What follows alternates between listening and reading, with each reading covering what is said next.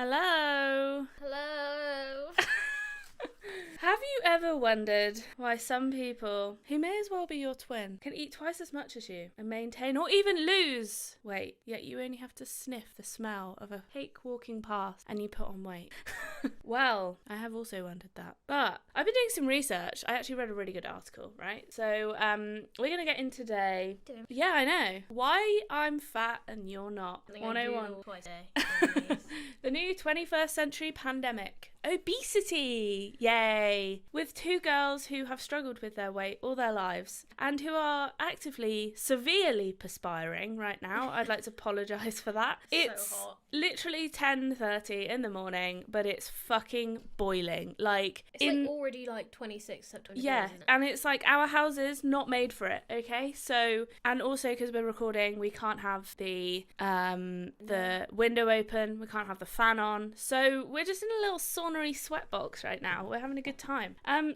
Also, I'd like to point out, we will be discussing, I haven't actually mentioned this to you yet, but I was going to discuss me starting the newly licensed obesity drug and my thoughts on that, because I've had a strugs day. It's only 10:30 and I'm fucking dying, all right? So it's not all, fun and roundabouts as it seems. Firstly, I just wanted to discuss what is obesity. Obviously, you need to just figure out what we're talking about. So that rhymed. I have been obese for literally most of my adult life, according to BMI. Do you think BMI is an accurate measure of that? I feel like that's a highly... As Yeah, a it is. doctor, how do you about BMI? I have always said you're so quiet on that, oh my god. I'll speak up. How are you so quiet? How are you so loud? I don't know, I think I know that I need to project. I'll project. I'll try and project. I've turned the microphone up now, so hopefully it'll be okay. Louder.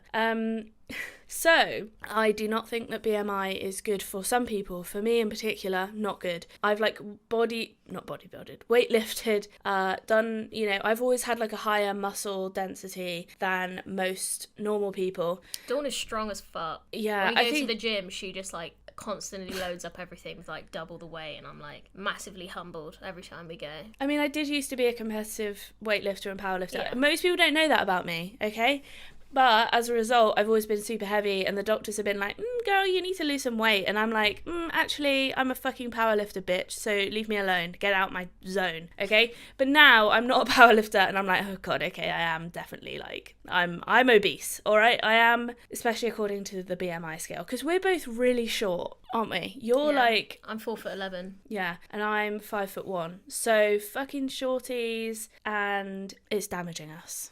In terms of BMI. It just makes everything the proportions of stuff is different, isn't it? The calories that we have to eat, and just a meal that doesn't do anything to some people. For us, we've just got lower metabolisms and all that sort of stuff, and people that are even a few inches taller, the weight just gets distributed differently, doesn't it? We just carry weight because of our height. I don't know, it seems a lot more obvious, maybe. Yeah. Because there's not anywhere for it to go. I think the microphone works better there, by the way, if I sort of direct myself like this. I'll also direct myself.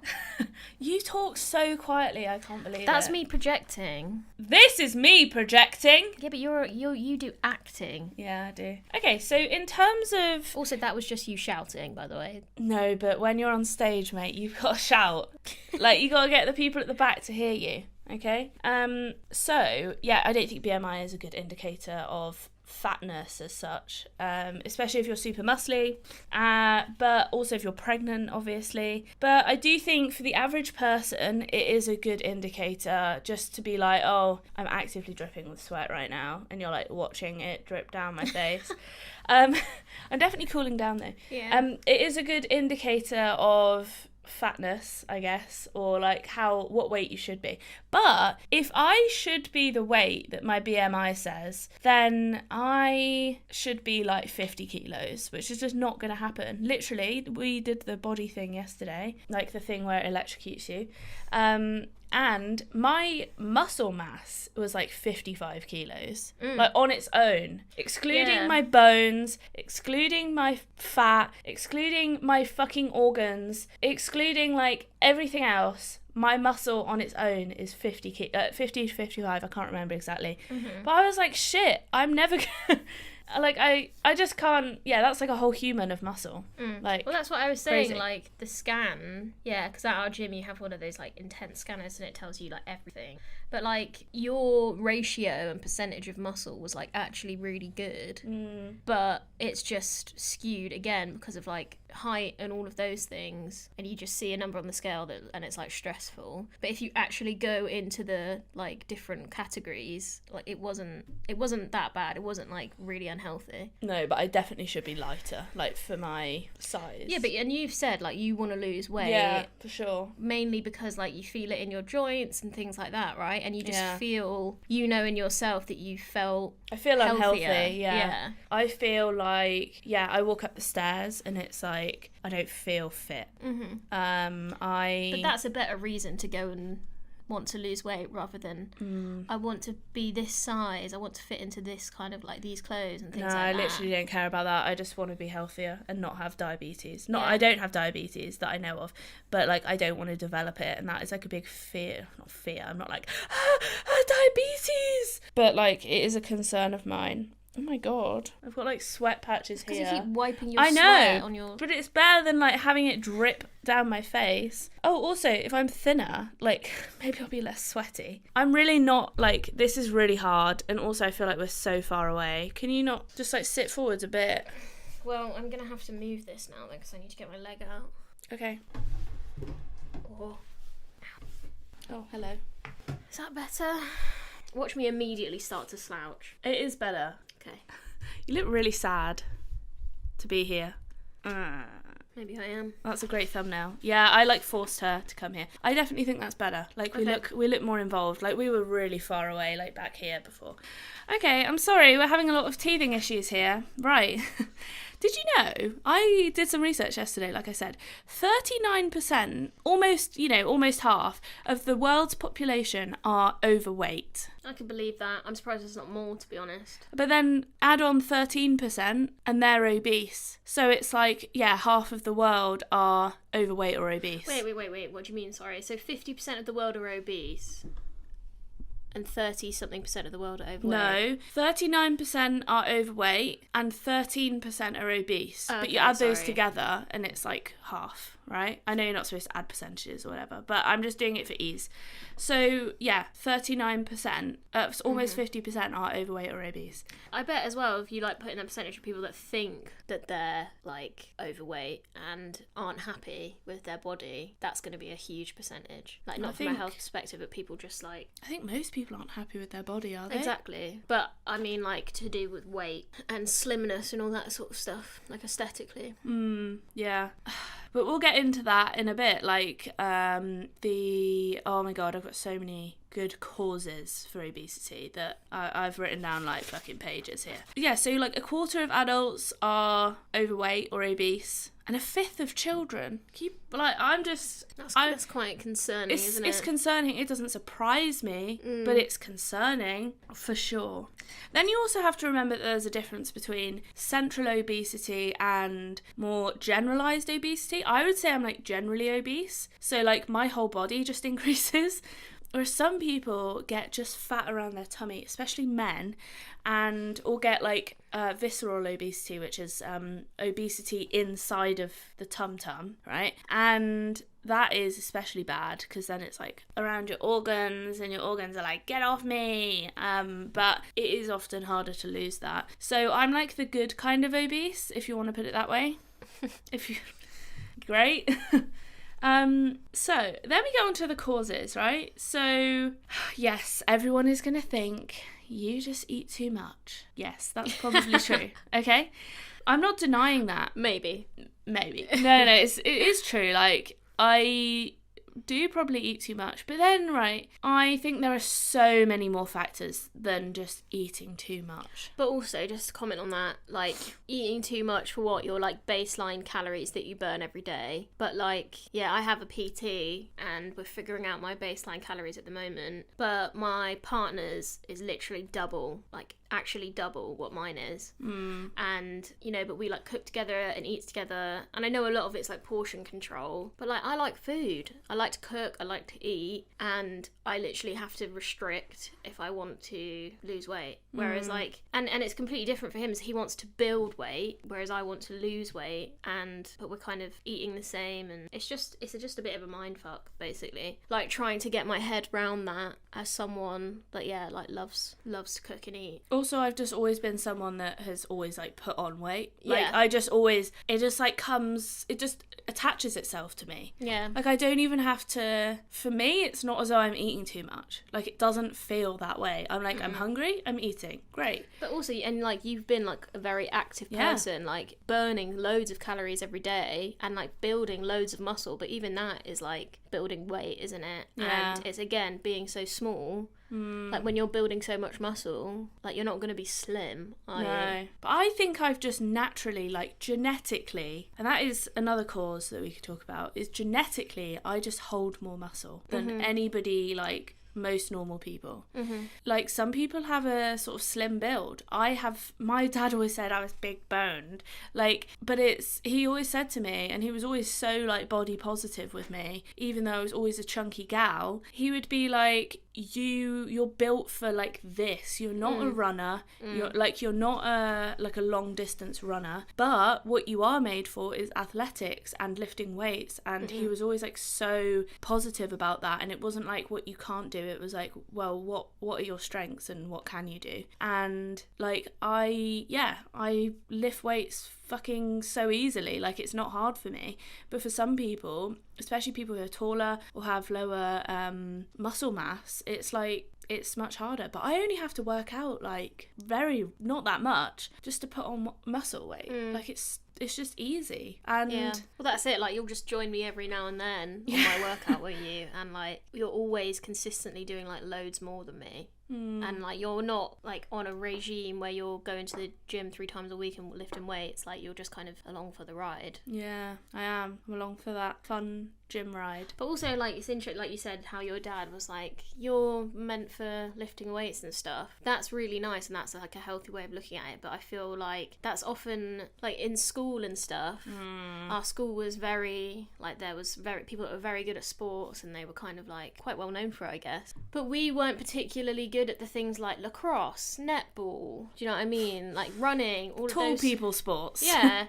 Basketball, So it was high jump. It was just kind of like, well, we're not, that's it, you're not good at PE, and there was no like alternatives to look at, really, was there? And it made me like hate sport, and it's only as an adult that I've actually kind of rediscovered sport, and like now I do like weights and stuff, and you know, play things like tennis. But I would never have done that at school because it was just like, well, you're not good at it. Yeah, I think school sports are very limited to the fact that a lot of schools don't have like a gym, or we didn't have like a swimming pool, or you know, but I've been to other schools which have had swimming pools and that have had gyms, so we were able to go and do those kind of things, and we did gymnastics and we did kickboxing. And I think at our school, because it was quite a small school, like the sports opportunities were very limited, and they were just very like classic girls' grammar school, like hockey, netball. I don't remember lacrosse being a thing. Lacrosse was a thing. It wasn't as big as like hockey and netball, but like it was just all of those kind of sports, wasn't it? I don't remember really playing sports at school. Well, that's because we just pissed about, probably. I remember doing a bit of PE, but I don't remember like what it was. As soon as we got to sixth form, I Skyped PE every single time. Yeah, but I'm surprised we were able to do that. Well, we just weren't really on anyone's radar, were we? I think. Oh, There was a few times when well, no, because the thing is with the sixth form is that you could technically go out and do things like rock climbing. So we used to say that we were doing that. Yeah, because I remember And just going out not. and going like for a coffee. Yeah, or like going to Subway. I never went to Subway, but yeah, because I remember do you remember my friend Mia? Probably not. She was in your form though. Okay.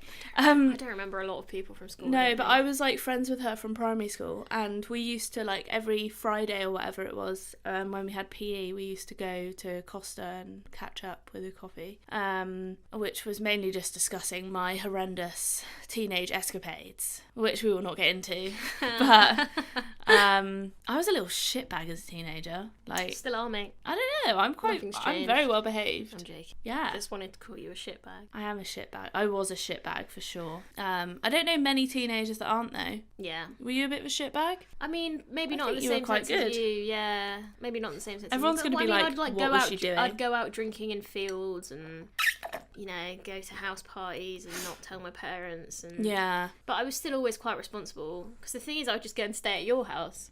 Yeah, we used to have bare sleepovers. I would like go clubbing on like a Thursday and then go to school the next day. Oh my god. Like, I literally hanging. had a That's 3-day so bad, isn't it? I had a 3-day hangover the other day. Like I went We used out. to go out on Thursday and go Yeah, to yeah. school and then go out on Friday and Saturday as well. Do you know, I Disgusting. think that's because when you're younger, your ability to break down alcohol is better, so you break it down quicker. So that's because you got more liver enzymes, I think. Bit of science! Well, my liver enzymes clearly just do not exist anymore. Well, they start decreasing after you like hit 25, I think. Which is not necessarily a bad thing, because I remember in medical school we used to do these tests of like our drinking habits, and I was always in the concerning category. Like, you should be offering this person alcohol cessation advice. Oh god. And yeah, it was always like troublesome. But like, before we like, just carrying on the conversation of school, you all right? Just staring into the glass. Sorry. Yeah. Hypnotized. Before we carry on the conversation of causes, I think the school thing is so important. Like, I have always been a chunky gal. Like, I'm pretty sure like, ever since I was born, I was fucking 9 pounds or something. Thick. Sick. Thick. Thick baby booty.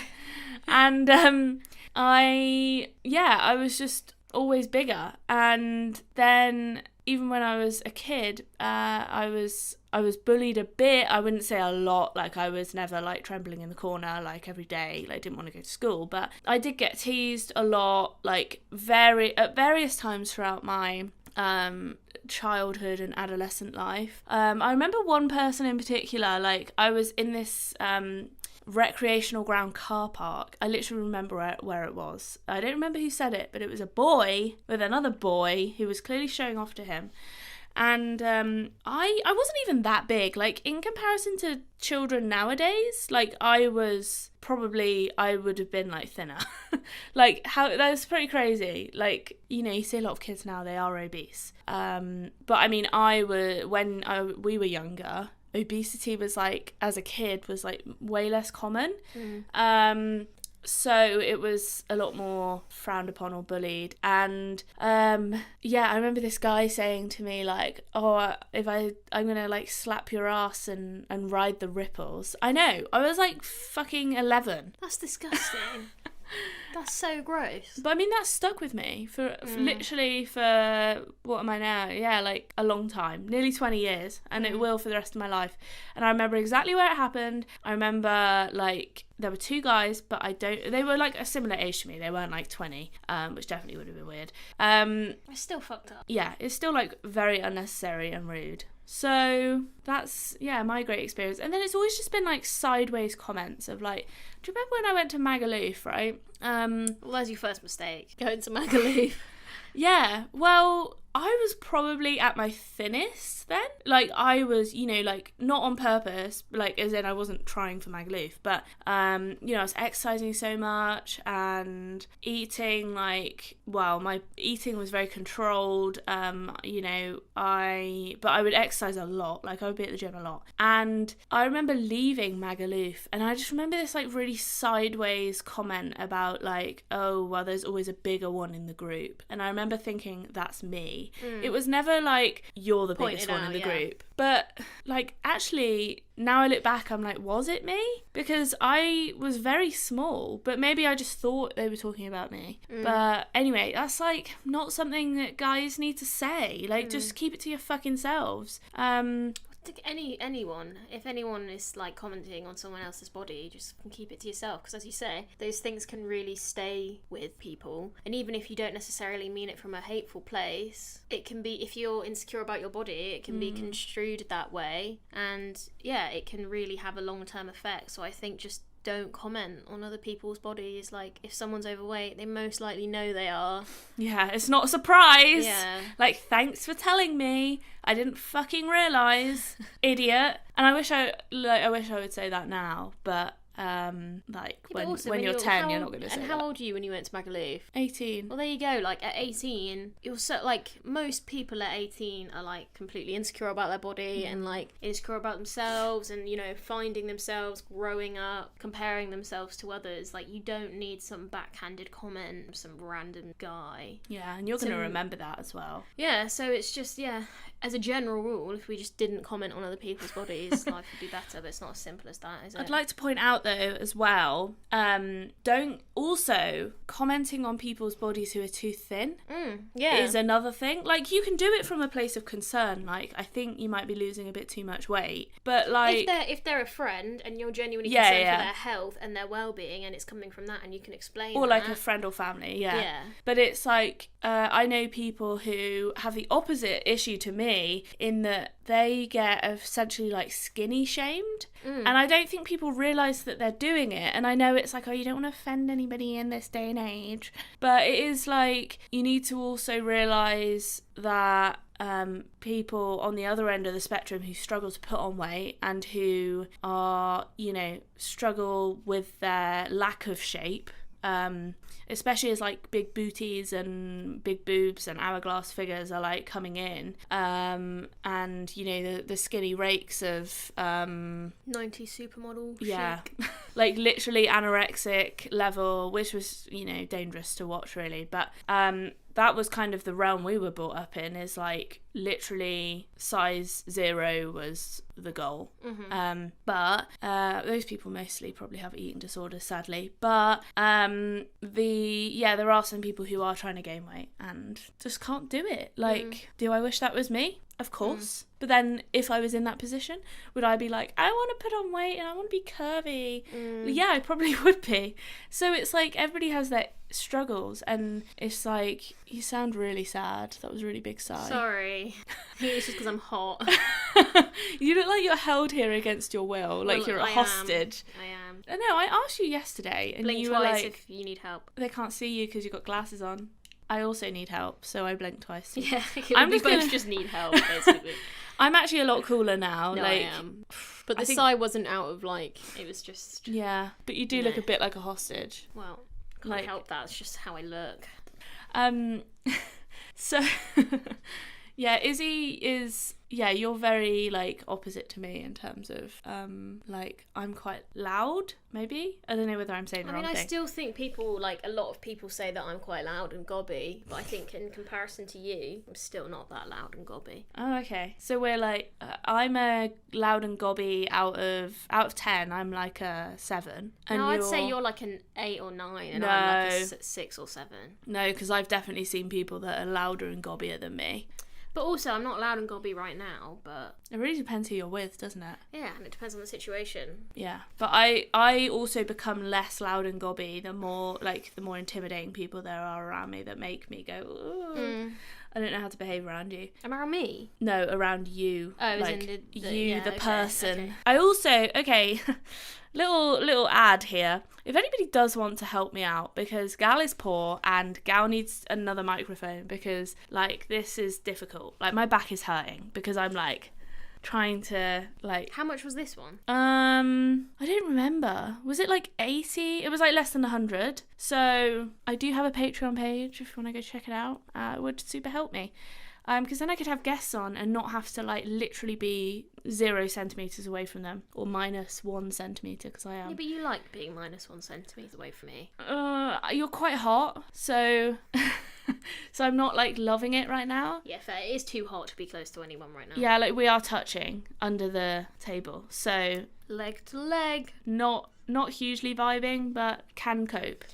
Okay. Do you want to explain your... I feel like I've talked a lot, but... do you want to explain your experiences with your weight? Yeah, I mean, I guess just similar to you, in that always been short, always felt like I've been chunkier. Like, even at my slimmest, when I was actually really, like, mentally unwell, I was still not happy and, like, still not slim. And, you know, like, and also a big thing is, like, clothes, because being so short, like, I can never just walk into a shop and pick some jeans off the rack. Like, I have to try them on. If I find, like, a brand of jeans that I like, I'll buy them in every size and, like, every colour, because just finding clothes that fit really easily is really hard. And, you know, it just, if you don't feel good in what you're wearing, I think, like, it makes you feel worse. So, yeah, and I think, again, like, our school, going to an all-girls school that was very competitive, it was like you were always, not like really obviously, but you were always kind of encouraged to compete with each other, weren't you? And it was almost like, I felt there was a lot of, like, one-upmanship and, like, you know, like, oh, it's all these people getting the awards. We used to have, like, awards ceremonies, and it was, like, always the same people, and all of the other students had to go and just sit and watch as all these people got awards. And it's like, I mean, fair play to them, they were achieving things that I wasn't, but yeah, I just think, like, I personally didn't do well in that sort of environment. And yeah, I just think, like, I've, again, with sports, I'd never, until my adult life, in the past, like, few years, and, like, being with my partner who's quite... Oh, is it dead? I don't know, it's going, carry on talking. What was I saying? Talking about competitive girls' school stuff. Oh yeah, and just like, not really finding any form of exercise that I liked until I was an adult. So it just, like, it made losing weight really hard. And then also COVID, like, not going out basically at all. Like, the only fun thing that you could do was getting a takeaway every weekend. So yeah, and just not being active at all, like, packed on the weight. And it just feels like since then, you know, I've been constantly trying to lose it. And a lot of the time, I think any times I've gone through, like, diets or kind of before or now, it's just been really unhealthy and, like, really restrictive because I want to lose weight quickly, to the point where it's like, you know, I'm feeling, like, physically weak and lightheaded because I'm not eating enough, but it's just not sustainable. But now I feel like I have kind of a routine, and I eat healthier, and I do restrict in a sense, like, I track my calories, but I'm not tracking to the point of, like, I literally can't function, you know. I'm just, it's more tracking that I'm getting enough protein and things like that, rather than, like, being really restrictive. But yeah, it's just, like, it's taken a long time of, like, being very insecure about my body and restricting in unhealthy ways to get to this point, I think. You have to be in a state when you're in a kind of obese loving body, you have to always be in a deficit. Like, you have to be hungry, and that is a horrible, it's like being constantly thirsty.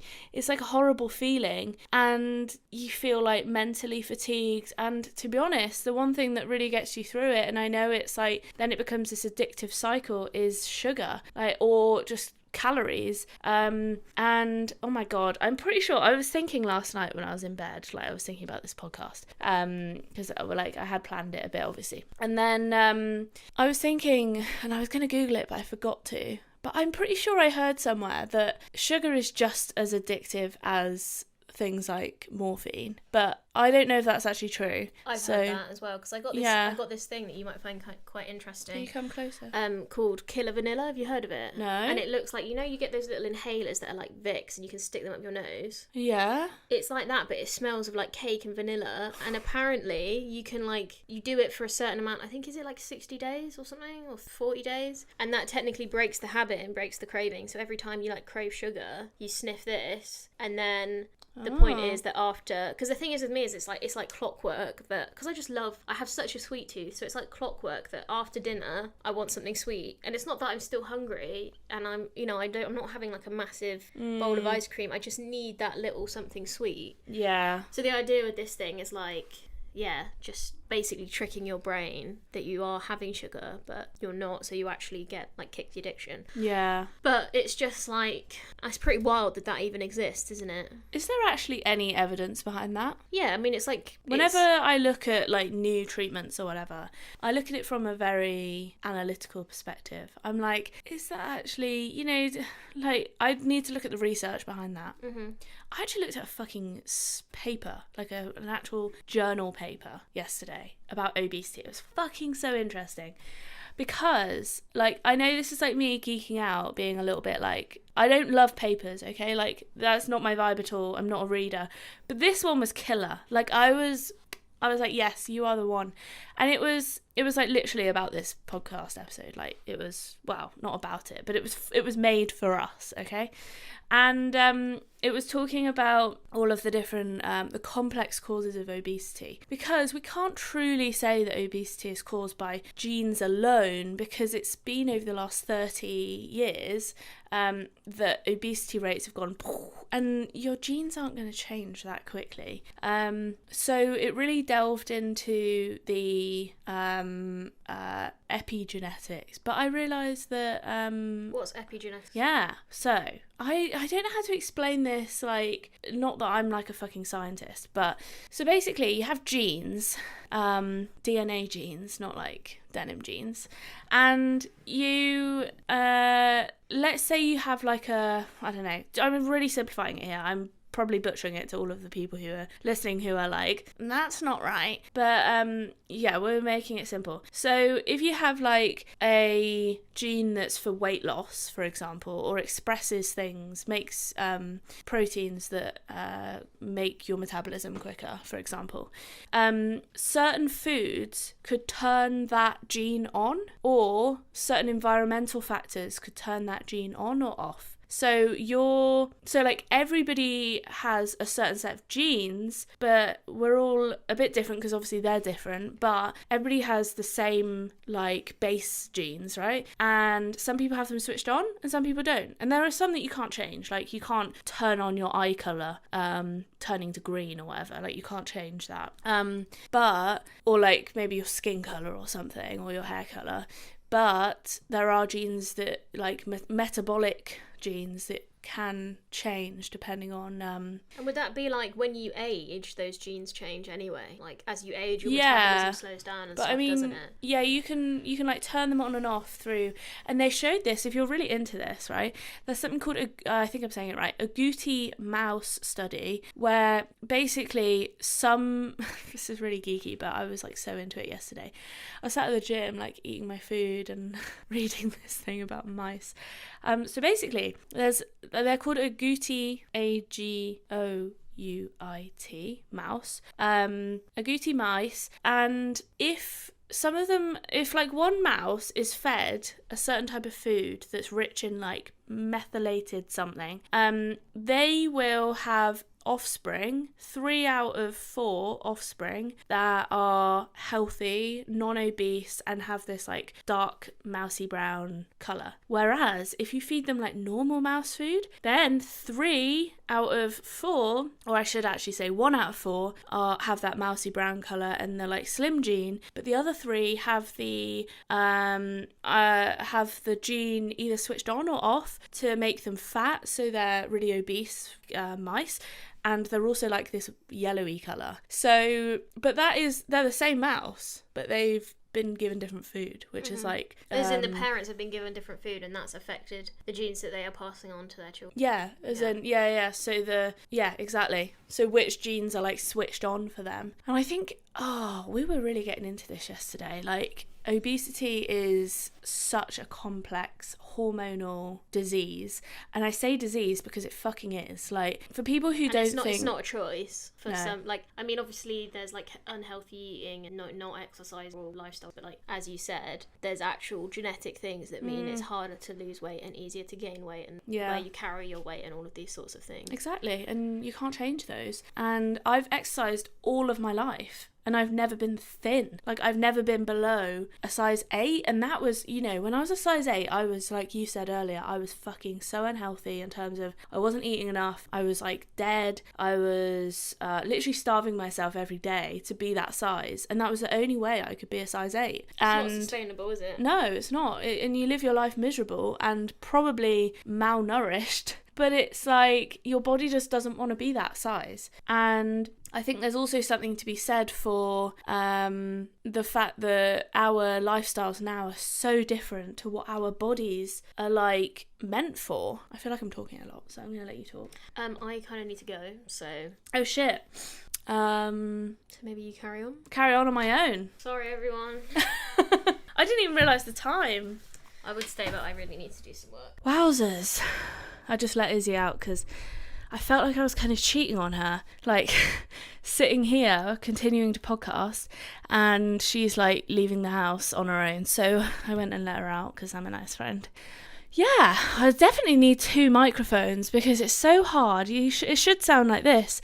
But when you've got one person who slouches and talks really quietly, it's quite difficult. So I'm sorry. But if you do want to help out, like I said, my Patreon page would greatly appreciate you, because I just want to get a fucking second microphone and also a video camera, because I know it sounds lavish, but it's fucking hard when your camera cuts out on you every 30 minutes or loses battery and you can't charge it on the go, and you also don't have a second microphone, so interviewing people is very difficult. But look, hopefully we'll get there one day. And now I can turn the microphone back down because I'm probably deafening you. All right, well, thanks for sticking around till now. We're just gonna carry on. It feels a little bit weird, but I was also talking a lot anyway, so yeah, I do talk too much. The thing is, right, people are like, people always say that I talk too much, and I do think that, but I don't want to, like, make people feel uncomfortable by being like, now you talk, or, like, if they're not, like, you know, jumping to talk, then I feel like I've just got to fill the space. So, you know, that's just my own mental affliction right there. So there we go.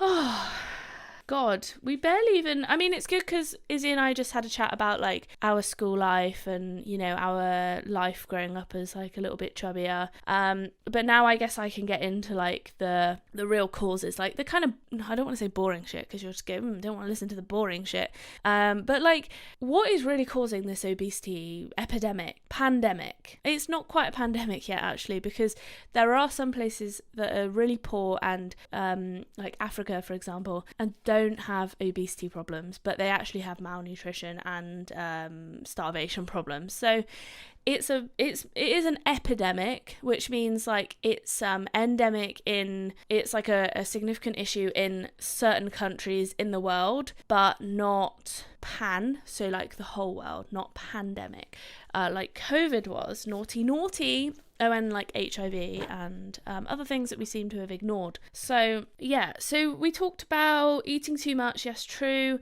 Stress. So I was so stressed over the last 6 months because I couldn't get a job, essentially. Nobody fucking believes me. I understand. I am a doctor, but, like, trust me, okay? I was trying. And it wasn't, like, it was just the admin took so long, okay? Don't even get me started. So I was very stressed. I wasn't really leaving the house because the weather was shit.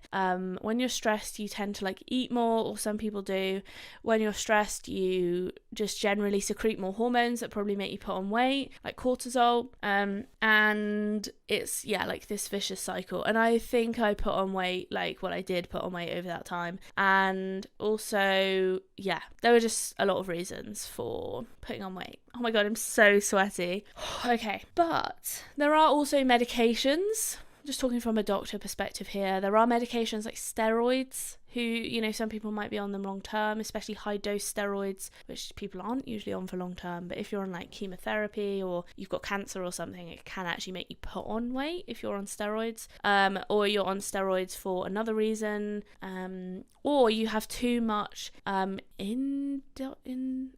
exogenous I've forgotten the word, like, within yourself, too much steroid created within yourself. So, like, things like Cushing's disease, you can get central obesity in particular, and that's just, like, obesity around your tum-tum. And then there are particular other medications such as antipsychotics, which just that's why a lot of people who are schizophrenia in particular, like, they are often overweight or obese because they're on antipsychotics, which they'd need to be, but it makes them eat more. Like, I don't exactly know why, but it just does. So, like, it's a very common side effect. There are also, I have wondered if I've been depressed over the last few months. Look, I've had money issues. I've not really left the house because I haven't been working.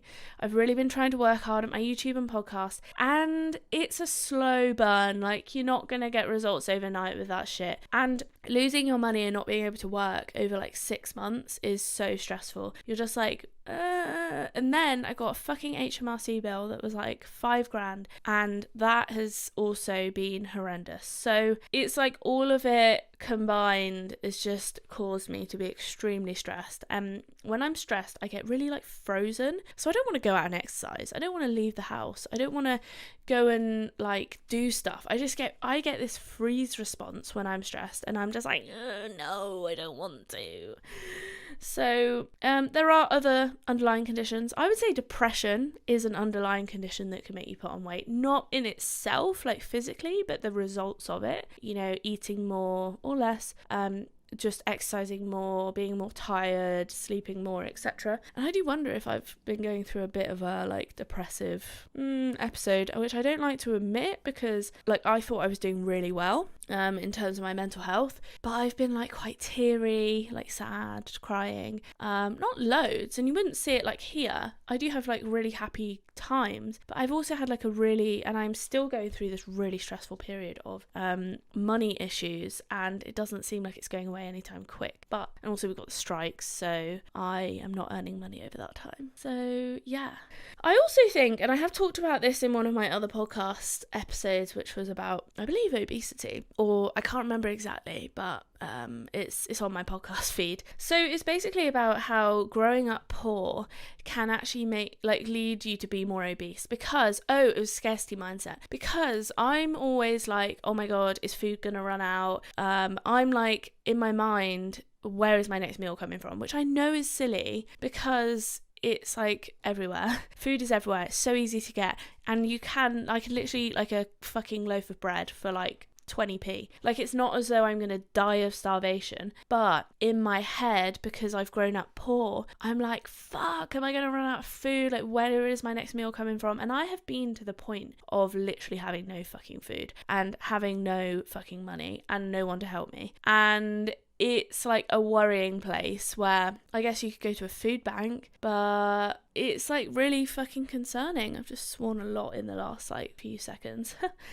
So there is and it's like this hoarding, especially in your mind. You're like, oh, I need to eat as much as I can to, maybe not consciously, but your subconscious is thinking, I need to eat so that I am not going to starve. Okay, it's like an instinctive thing. Let's also get on to our lifestyle, okay, and culture and just external environmental factors. Fuck me, this is the one that gets me, okay? Because you think obesity is someone's fault, right? You need to check yourself and wreck yourself. I don't even know what that means, but it sounds right. Because if you walk into a supermarket, and this gets me, okay? If you walk into a supermarket, you walk through an aisle of chocolate bars, the first thing you see. And when you're at the checkout, chocolate bars, easy to grab, done. When you go into a petrol station, fucking chocolate bars, only chocolate bars. Like, generally, if it's the smaller it is, the more chocolate bars it has, like percentage wise, because the one thing they'll keep is chocolate and sweets,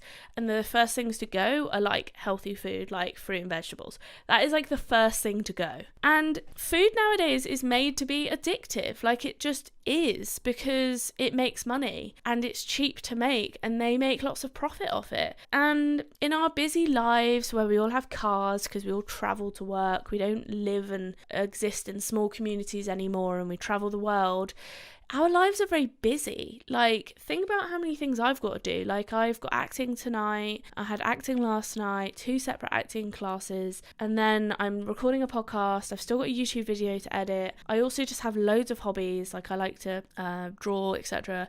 Go to the gym, I'm still expected to, like, you know, go to work and exist in like a normal human sphere where I wash myself and like make the bed and shit. So it's like everything is so busy, and it's just easy to grab stuff, right? Takeaway, etc. And office jobs, like over the past 50 years, we've gone from a more industrial country, and the more wealthy your country is, the more sedentary your lifestyle is going to be, because the work that makes money is sedentary work, like more productive work, like office work and working on a computer and programming, building websites, stuff like that. The work that doesn't make much money is like manual labor work, unless you're like a builder, and then you actually can make quite a lot of money. But most manual labor jobs like cleaning, housekeeping, what else? Fruit picking, all very low paid jobs. And because you have to be like quote unquote unskilled to do it, as in like you don't have to have like a degree or have to have a qualification to clean or to pick fruit, these people aren't well remunerated for their efforts. And I tell you what, I went and picked some strawberries the other day. By God, did I lose about a litre in sweat. I swear. Like, it was horrendous. The field we were in, I was picking strawberries. There was no breeze whatsoever. It was like a hot box sauna because they put like these really tall trees in between all of the fields. It was so hot and it was such hard work and there was no shade. It was horrendous. And I was like, wow, I can see why people do pick your own now, in terms of the companies do pick your own, because they don't have to pay labour. They don't have to do employee rights or anything. They don't have to look after anybody. They just have to have like randos like me just come and pick their food for them and then buy it, like easy peasy. Yes, you're going to lose some amount of like people eating it or whatever, but you're also, it's like free labour. But also you have to see it from a positive perspective. It is nice to go and pick your own food as a person, like as a consumer. I don't like just going and buying food from a supermarket and being like, woo, done. Like, obviously it's easy, but it gives me no like satisfaction. When I grow my own food, I really appreciate that food. I'm like, oh my God, I can't believe you exist. I grew you from nothing, from a seed, and now I'm going to eat you, and it tastes so much better and you appreciate it more. And you're not just like, you know, when you throw it away, you're like, oh my God, like I worked for this and now I'm throwing it away. Whereas if it's just mass produced from a supermarket, like you kind of don't really care. You're just like, well, you don't really see where it comes from. It's just like packet food and you have no attachment to it. I also think the cost of living crisis. Okay, yeah, we're not in a fucking, what are they called? I've completely forgotten what it's called, where, inflation? No, oh my God, what's it called? Recession. I'm sorry, I've had 2 coffees today and it's only 11:30, so I had to like run to the toilet, sort of, not really run, but make a swift exit to the toilet. So I have no idea where I just left off, so I'm just going to carry on from where I think is appropriate.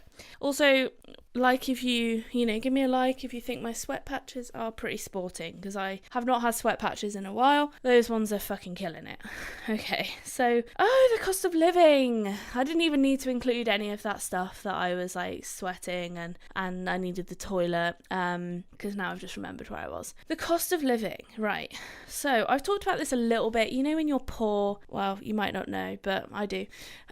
You think about food in terms of calorie, like pence or pounds per calorie. You think, what is going to be the best for, the most calories for my money? And that is not always healthy food. Often it isn't. Because you're thinking, right, if I have a salad, yes, that's good for me. But is it going to keep me going? No, I'm going to have to eat again, like really soon, and I'm going to be hungry again. And then I'm going to spend more money on food. So I definitely think that has an impact. Like, when I don't have much money, I think about what is going to fill me up or what's going to keep me going for the longest. And that is a concern of, I'm just going to have to buy more food. Literally getting up, going to the toilet and walking back here, I'm sweating again. So guys, it is seriously fucking boiling. And I want to get into my chat about my new anti-obesity medication that I have started. But I'll get to that in a bit. So basically, so the cost of living. The thing is, when you're at work, I find that I do tend to eat probably more shit, especially as a doctor, which is kind of ironic. But, if you're busy, you're on the go, you just shove something down and you're like, right, I just need energy quickly and then I need to carry on because it's busy, people are dying and I need to go and see them. So also, the gifts that you get given at work are always chocolate or biscuits. Like, sometimes people bring in like fruits, and I have seen it recently, especially with the hot weather, people bringing in, I've brought some in actually, bringing in like grapes, which is really good, just like pick, and they're still like nice and sweet and refreshing, but not like chocolate. I mean, who wants to eat chocolate at this, at 30 degrees? I don't know, because it does not make me feel fucking refreshed. It makes me feel thirsty and dying. Like right now, I just want to go and like dip into a plunge pool. Like, that is what I'm feeling. And grapes are the fruity equivalent of a plunge pool in my mouth, in my gusset. I was going to say gusset, gullet. So with the cost of living crisis, people are maybe needing to work more, so they have less time, which means that, if you have less time, you're not going to think about like, oh, I need to cook for like 2 hours and thinking about meal prepping. You're just like, I want to get something done fast so I can relax. And often faster food, not as good, right? I have got some ways of overcoming that, and I am like, when I do my online shop, because I hate going to the shop, like I hate it. It's like the most stressful thing, not the most, but a very stressful thing that I'd like to avoid in my life. And I know that's like really, it feels really lazy not going shopping, but not going physically to the shop. But I'm like, why would I stress myself out doing that if I hate it so much? And it then just makes me not buy food, because I'm like, I don't want to go to the shop. And then I just buy like quick food that will, like just convenience food, because I'm like, I don't want to go to the supermarket. So it works out well for everyone involved if I just shop online. It's also bloody great. Like, I don't leave the house, but goals. So I'm wondering how the cost of living crisis is really going to affect. We are in a recession, like, fuck off government, we are, okay? I don't care if it's like not technically in a recession, like, fuck you rich bastards. Like, I am really hating on the government recently. I think because they charged me, they fucked up my tax code, so they've really fucked me over, and I hate them. I'm struggling to contain my animosity. Also, I'm like, what are you doing for us? Come on, we need a better one. Better government, I mean. So, there are also other things, and I think our government could definitely do more. Like, there is an obesity crisis coming. It is literally like we are seeing the first ripples of it. We've seen the first ripples of it like 10 years ago, but things are being done. But if you look on the NHS website, or any website really, there really isn't that much help. Like, if you have cancer, it's like, right, I have cancer, I go and see a cancer specialist. But there's no obesity. There are endocrinologists, but like, there isn't really any support. It's just like, well, you're fat, eat less, count your calories. And I tell you what, I've been to the doctor twice about my weight. Once or twice. The first time they told me to count my calories and, watch what I'm eating, which I started to do. I lost loads of weight, but I think I was doing that very dangerously, and I didn't have any support doing it. They also told me that I couldn't get any help because I didn't have a comorbidity with my overweightness. So I need to come back when I've got diabetes or hypertension, high blood pressure. And it's like, for fuck's sake, I'm coming to you for help. And I'm not blaming the doctors at all, I'm just saying that we are in a first world country, in inverted commas, and we can't deal with the most pressing health concern of this population of this century. It is literally going to be the biggest problem over the next century of our species, as well as probably global warming and water shortages, which, fresh water shortages, which I'm anticipating in my holy knowledge. But obesity, going to be a big one.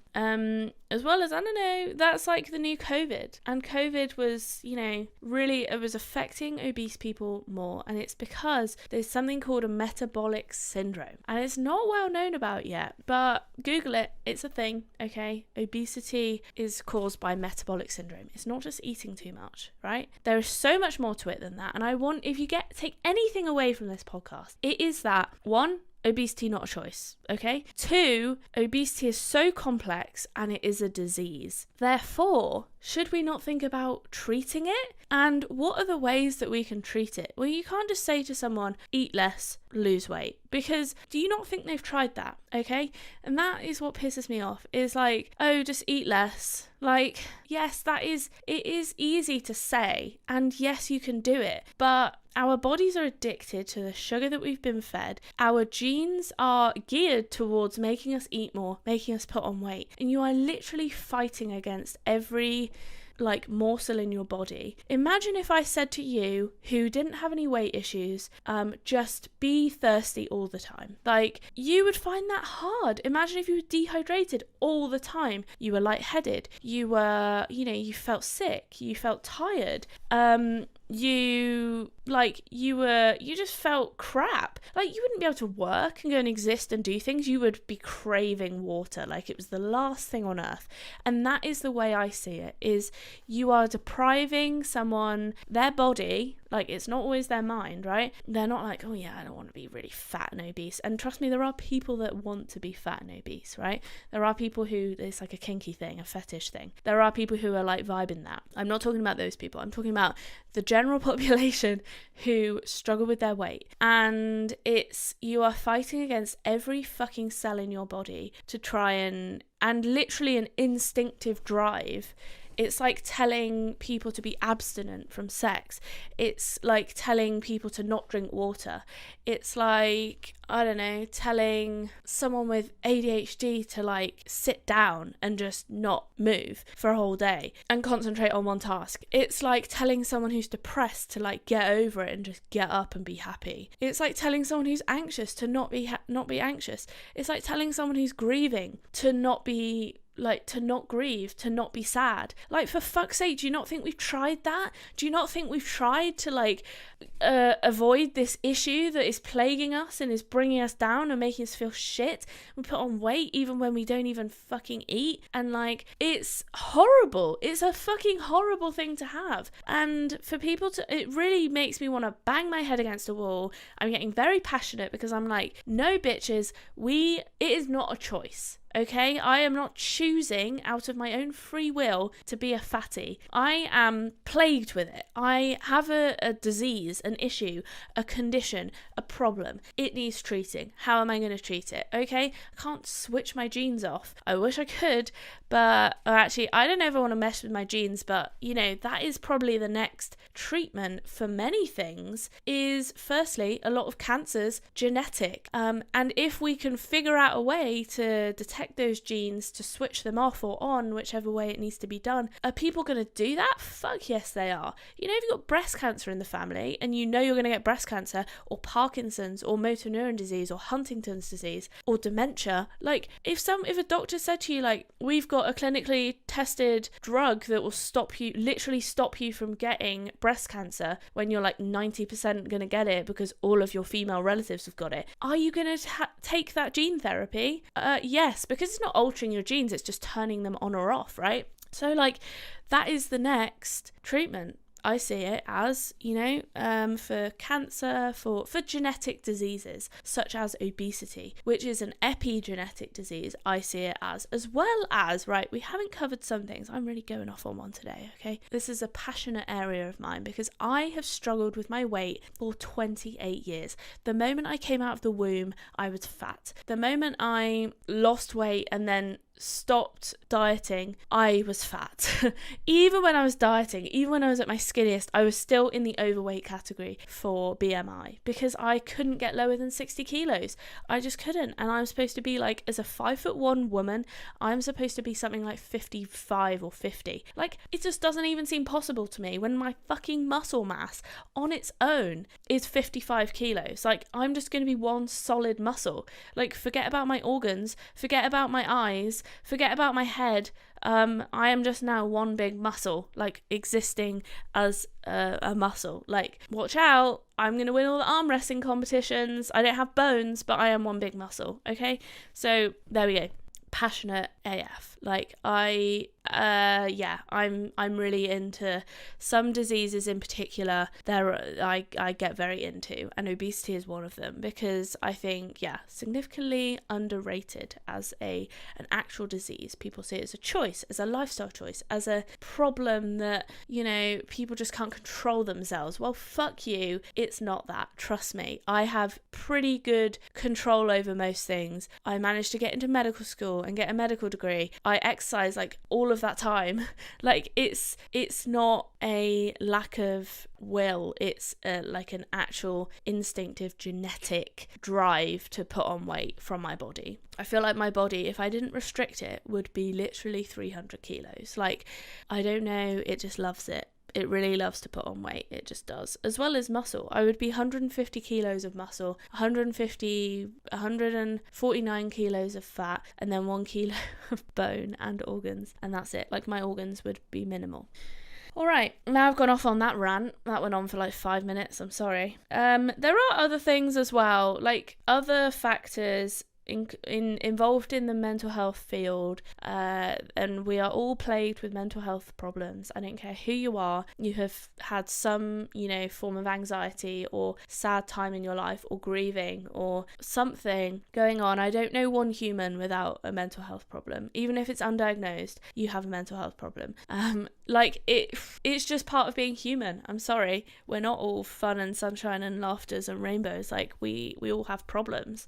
I'm not saying that as a bad thing. God, I smell a bit, I think. Yeah. There are other things that, mental health conditions affect our ability to go to the gym. Like, we might have low self-esteem, we might not want to wear tight gym clothes, we might think people are looking at us, we might have social anxiety, we might have depression, which makes us more tired and then we don't really want to go out or can't. We might have anxiety about just going to the gym, like about just exercising. It makes my heart go fast and that makes me more anxious, for example. But I also, in my research, I found out that there's something called obesogens, which basically make you fat. Like, they are a bit like carcinogen, which makes you have cancer, or is more likely to make you have cancer. Makes you more likely to have cancer. Let's rephrase that. There are things called obesogens which correlate, the start of use of obesogens, such as pesticides and things like BPA, which I can't remember what it stands for, but it's some kind of chemical that we use in plastics and fillings in our teeth, mainly the sealants. They started being used around about, interestingly, the same time as the obesity epidemic started.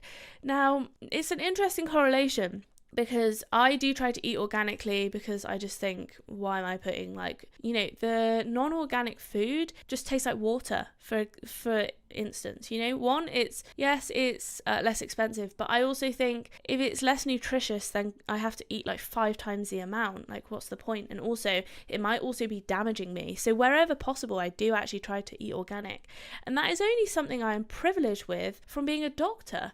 Like, could I eat organically when I was a student, or if I was on a lower wage job? No, because it's fucking expensive. Like, especially with the price of food at the moment and the price of everything else. Like, most people don't have that privilege, and I do see myself as very privileged to have that. But the thing is, to feed the growing population, we have to use the most efficient way possible to create crops, and that is through using pesticides and genetically modified, I don't know if that has an effect, but genetically modified fruits and vegetables which produce good yield, and also pesticides to stop all the pests from eating our fucking food, because trust me, that is an issue. Like, I've tried to grow my own food, and black flies, aphids, everything wants to eat it before you. Like, it's a nightmare. So it will be interesting to see over the next few years whether obesogens are highlighted, and whether organic... the thing is, people who eat organically tend to be more well off, therefore thinner. They tend to have better education, because they're more, because they're more well off, they tend to have better education, which means they're like, I'll eat organic food. They also tend to be thinner generally. So it's like the poor people get the shitter food, so they get fatter, so they get more health conditions. And then the rich people can eat better, eat like less obesogenic food, and they tend to eat more fresh food as well. And because they're thinner, they need to eat less. So it's like this vicious circle. So let's quickly, I've been going on for quite a while here. Look, it's a big topic, and obviously I had Izzy, so when there's 2 people it always takes longer, but because since she's gone, I've been fucking rambling even more than I usually do. We're going off script here, okay, because I'm going to now discuss for a fairly short amount of time my obesity treatments. Number one, I have tried dieting, severely restricting, and that is kind of the only way that I could lose weight to a significant amount. And then I've just obviously slowly over the time put it back on. And, you know, that's just a slow creep in of, you know, obviously I've exercised in the background, but my body wants to be a certain weight. Like, it just can't help itself. So yes, I did that, but I was also at my most unhappy when I was doing that. Like, mentally, I was very unhappy. Physically, my body was struggling because I was in a constant state for like a year at least of just starvation. And that is sadly the only way I could lose weight. Now, recently, this is very topical, okay? And I don't know whether this is, you know, what's going to happen in the next 5 years or whatever, or over the next year. But recently there has been, firstly, on the market, there has been something called orlistat, which is basically a medication that you take orally, and it blocks an enzyme which breaks down fat so that you can digest it. As a result, you end up shitting it out. If you follow a low-fat diet as well, you end up eating no fat, which fat has the most amount of calories per gram. 9 calories per, gram? That sounds like a lot. But then carbohydrates is 4 calories, and so is protein. So if you eat less fat, the theory is, and then you have orlistat, the theory is generally having less calories. Now, the issue with that is actually, there's always issues with medications. It's not just like, yeah, you take a medication and I'm sorted. The issue is, firstly, you've got the issue of pooing out fat, which is, number one, very stinky, very oily, could give you incontinence or urgency and frequency of passing feces. But it's like, well, you do need fat in your diet. Like, your cells are made up of water and fat. Like, they're not really made up of carbohydrates. They're made up of protein, fat, and water. Like, they just are. So you need protein, but you also need fat. And if you're getting rid of almost all of your fat, like, where are you getting that from? All of your cell membranes in, like, literally all of your cells are made up of lipids, phospholipids, which are made from fat. So it is like, what is the, you know, the cost to your body benefit of that, and not in terms of like cost money, pros and cons, I guess you could call it. But, you know, you could also see, well, getting diabetes or being obese over a long period of time is damaging for your body. So next we move on to you can actually get prescribed exercise as well, but the thing is, I see the treatment of obesity as very minimal at the moment. If you have cancer, you're fucking smashing life, okay? Obesity is not as in you're smashing life with the treatment that you can get. Like, it's insane. Like, it's really good in this country. If you have a heart attack or heart disease, also bloody great. If you have obesity, no. It's like a 2-year waiting list to see a doctor for your obesity problems. And we should be investing money into it, like, especially preventing it in the younger generations. But I think the drug companies are definitely focusing on it because they make a lot of money from their new drugs. They have created some injectables, but you can also take them orally. I think they're called they're GLP-1 inhibitors, but I've forgotten. Is it an inhibitor? Let me check. Glucagon-like peptide 1 receptor agonists. I mean, it's kind of the whole, like, point of, you know, it doesn't matter what it means in terms of just to a layperson. You can just call it GLP-1 agonist, or so agonist is where it will, I don't know if it matters, but it binds to a receptor of the drug, the hormone or the protein that it's pretending to be, because it has the same molecular structure as that protein, and a protein can be like a hormone or a protein, and it has the same molecular structure, so it binds to the receptor that the same molecule does that is produced by your body. Now, and then it basically up-regulates the is it upregulation? My brain is not working.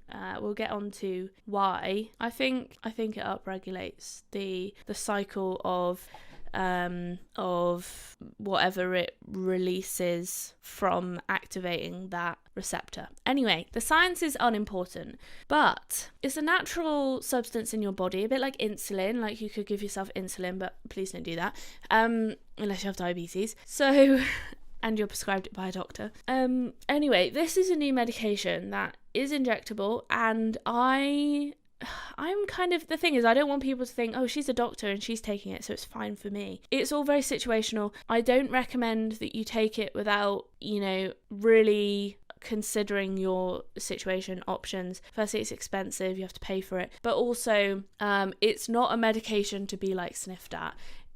I'm going to tell you what it kind of feels like right now. And also it's fairly new. So it has been through clinical trials and testing, but is it safe? Not entirely sure yet. But the way I'm thinking about it is, I am obese, and the long-term effects of that are more significant than I think people realise. And I only see it as like, how the fuck am I going to combat it on my own? Like, I've tried and failed, and there's almost no other treatment out there for it. And I do exercise, and I am increasing my exercise now. But the effects of it are, now there are lots of effects. I'm literally looking at a thing right now and it's pretty crazy. But the main effects, I'm not going to go into all of them, but basically your stomach doesn't empty as quickly, which means that you feel fuller for longer. But not only that, it does something in your brain to make you feel like, you're not hungry. So sometimes your body can, be hungry, but you're not thinking it. And that is like, you're getting rid of that instinctive, like, oh my God, I need food, like craving it. Also, it does things in your pancreas. It increases insulin secretion. I'm just reading this. I'm sorry. I am struggling today.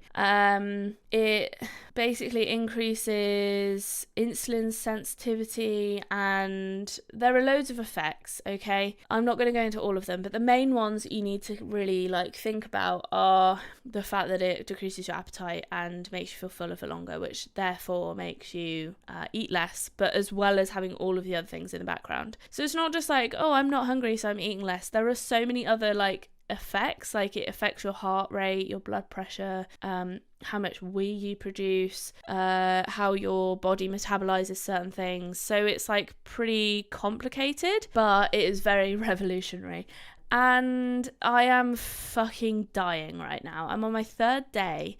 The issue is, it is really hot, and I can't tell if I feel like shit because it's really hot, 30 degrees in the UK, which is unheard of, or whether it's this medication or whether it's both. Now, I do think the medication is doing something. I did not sleep well last night. It's difficult because the conditions, I never think, oh, I feel this way, therefore it must be the medication. I always think, what about the external variables? Okay, so what about the fact that it's boiling? What about the fact that I went to the gym and I worked out and it was really hard work? But if we take all of that away, okay, I am, well, I don't know if I want to say it because it might change, okay? I don't want you to think that this is set in stone. The fact that, if the weather gets cooler, things might improve. Number one, I feel very thirsty. But apparently that's because you pee more. But also I'm sweating a lot.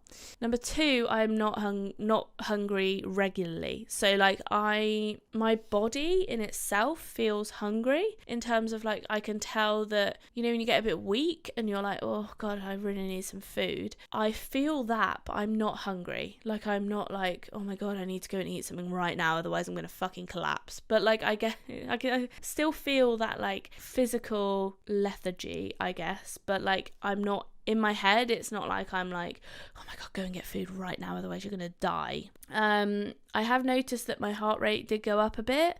Again, I don't know if that's because I was eating less and when your body's I need food and it just starts fucking pumping. I am not sleeping well at all, but I also think that's probably because of the heat. It is really hot. I had reflux last night. I do think that's probably because my stomach isn't emptying as much. I ate at 6:30, 7 p.m. and then went to bed at 12. I don't think that's that late to eat, but I might have to start moving my meals further forwards, latest 6 p.m. so that when I go to bed, it's not giving me reflux, which was a real surprise. But look, it healed with some Gaviscon and I was all fine.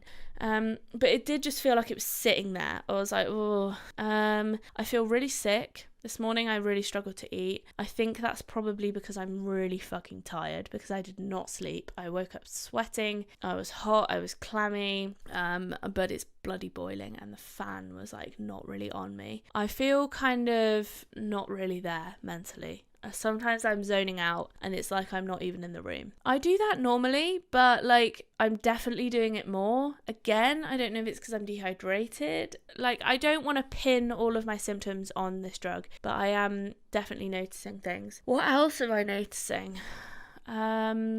I haven't had like any tummy pain. My bowels are the same. I think that's kind of it for now. I do just feel generally like shit right now, especially.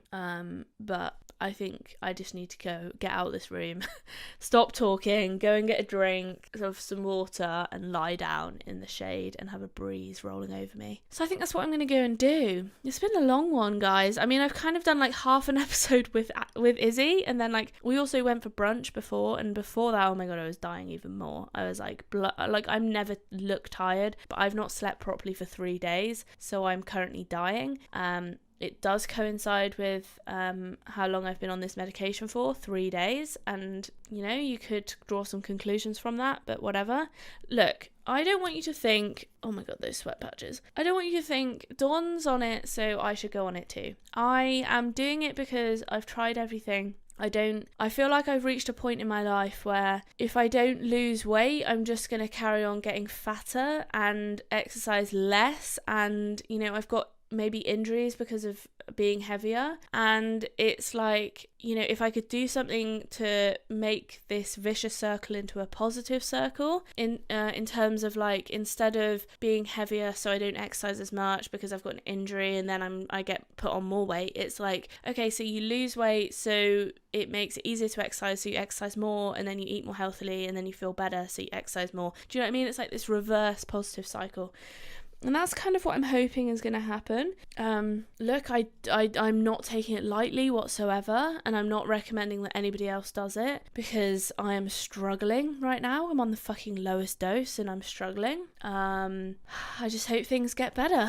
I'm also not drinking, which will probably help, alcohol I mean, because there is an increased risk of things like pancreatitis, which is a very severe disease. I think people just generally are always going to judge what you do, and I'm just, I'm doing what I'm doing. I'm not doing it lightheartedly. I'm doing it with, I'm taking it seriously. I am also changing how I'm eating, how I'm exercising. I'm not drinking. Do you know what I mean? I am also changing other things as well. So I'm hoping to see a really positive outcome. And hopefully it's just going to be like this, I don't want to call it like a reset, but like a, something that's really going to change my life for the better. And after seeing so many years of negativity in my weight gain and my body and just struggling with being overweight, and hopefully this is going to be a good change for me. I probably will do a video of it on my YouTube channel. By the way, I'm just fucking dying right now, so I might have to go. But thanks so much for listening, guys. Like I said earlier, if you do want to support the show, Backseat Positivity and me, I will get more guests on, but the only way I can really do that is to have another microphone. And I know we're going through a financial issue right now, and I hate asking for help so much. And you might think, well, she's a doctor, she can afford it. No, guys, I'm fucking absolutely fucked. Like, my financial situation is bad, okay? But I still continue to make this content because I love doing it and because I want to impart, some educational knowledge to people. And I also love having fun and connecting with you guys too. So, yeah. But I don't earn any money from it, and I'm not asking to. What I'm asking for is to just some contribution towards supporting the show so I can get some better equipment, so I can get another microphone in particular so that I can interview people and it not be really weird, because I can only really interview my friends at the moment, because I can't ask somebody to like be a guest on the show and then be like, oh, I've only got one microphone, you're gonna have to sit like 2 centimeters away from me, someone I don't know. And also it's like really awkward because you're sat next to each other. need someone that, I know this is like real first world problems, right? But it will honestly make the podcast like way better. Having 2 cameras, one that actually doesn't turn off, and also 2 microphones. Like, game changer. I'll be able to have guests on, people, doctors, like fellow medics like me. I'll try and find some fun ones because we don't want any boring people. And I didn't think of any weird thoughts. I'm really sorry. I am literally fucking almost about to pass out with tiredness. So yeah, like I said, thanks so much for watching, guys. If you are watching on YouTube, please give it a like. Please consider subscribing, or if you want to listen on the go, I'll leave the links down below in the description. But there is you can listen on Spotify, just type in Backseat Positivity, or anywhere you stream podcasts. You can also listen on, if you have YouTube Premium, you can download it. Listen to me whilst you're doing your chores, learn a little bit whilst you're doing your chores. You don't have to just sit and watch me. You can just put it on in the background and like listen whilst you're doing stuff. That's what I do anyway with podcasts. I don't want to sit down for like an hour and a bit like just to watch someone talk. But yeah, if you can, like I said, listen on Spotify and things like that. So just put me in your ears and sit on the bus or whatever, or walk to work or something like that, or drive. If you can concentrate whilst listening to a podcast, I personally can. Anyway, I'm rambling on. Like I said, bye guys. I upload every Monday and Thursday. This has been the longest outro of my life. I literally can't concentrate. But yeah, I'll see you in next week. Bye.